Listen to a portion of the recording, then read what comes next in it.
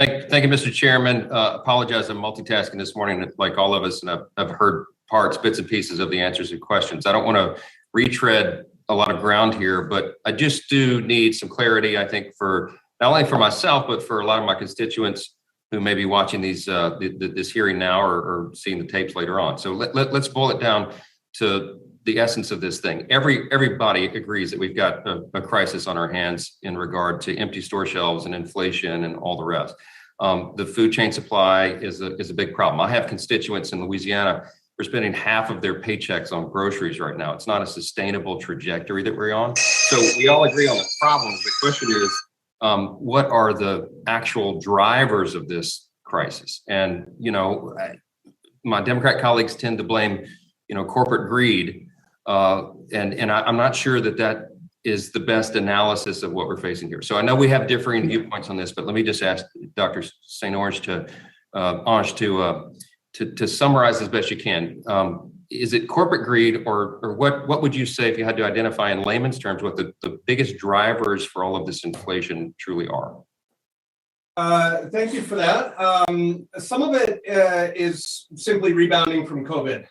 There are shortages. There are price hikes all over the world. Now, the U.S. is far worse than Europe or Japan. So something bad is happening here. And in my opinion, that is being driven by poor policy choices. So spending, paying people not to work, regulation, particularly on labor and emissions, and union chokeholds on critical infrastructure. When we talk about policy choices, is it specifically federal overregulation that you think of the food chain supply that is partially responsible for the inflation problem? Yes, I think regulations in general are partially responsible. As Mr. Mann alluded earlier, in any sort of scrutiny, rules, micromanaging, impositions, these tend to distort markets. They also tend to drive prices up and supply down. Yeah, I appreciate Mr. Mann's opinion on that as well. What about vaccine mandates, this idea that we've given out billions of dollars in free money under the American Rescue Plan? I mean, are those also contributing factors to this? In my opinion, both are. Vaccine mandates take ever more workers out of the supply chain, and of course, benefits unlinked to work also induce people to stay home.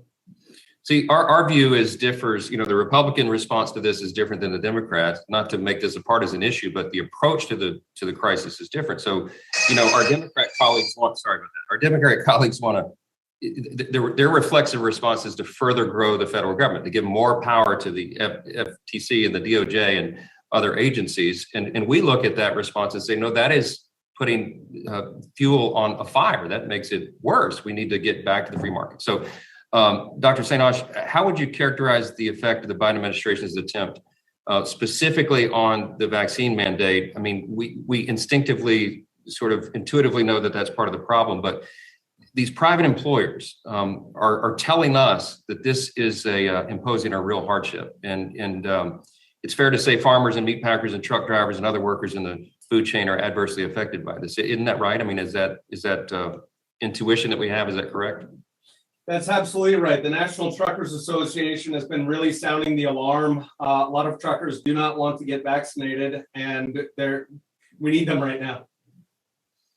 How specifically, I'm running out of time here, but how specifically do you think Congress could rein in inflation and improve economic circumstances for the American people? What are specific policy choices? If we were going to do the opposite, what do you think we should do in a minute?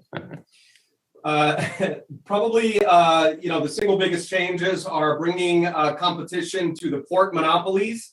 That would likely have a very quick impact. And then regulation really across the board against producers, standing down on some of this scrutiny and sort of going after them, and rather actually removing regulations. President Trump did do that early in the pandemic, right? Supply chains were creaking. There was a lot of concern. He sat down with various industries and said, how can we, the federal government, proactively get out of the way? That's what could be done. What a concept, right? Get the federal government out of the way. Reagan said, government's not the solution, government is the problem. We subscribe to that. I'm out of time. I yield back. Thank you, Mr. Johnson.